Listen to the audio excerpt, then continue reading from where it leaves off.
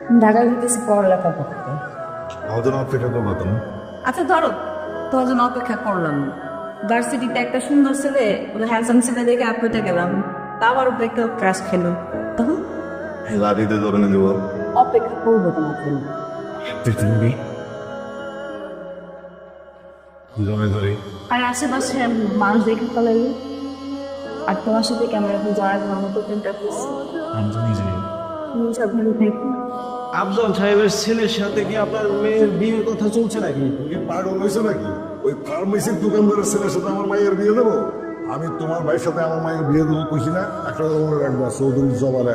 ওই ছেলের সাথে আপনার মেয়েকে ঘোরাঘুরি করতে দেখেছি, ব্যাপারটা আমার কাছে ভালো লাগলো না। পলাশ, বাড়িতে তো অনেক বড় ঝামেলা হয়ে গেছে। আমার আর তোমার ওই দিন আব্বার এক পরিচিত লোক দেখে ফেলছে একসাথে। আব্বা তো জানার পর থেকে আমার সাথে অনেক চিল্লাচিল্লি করতেছে, অনেক রাগারাগি করতেছে।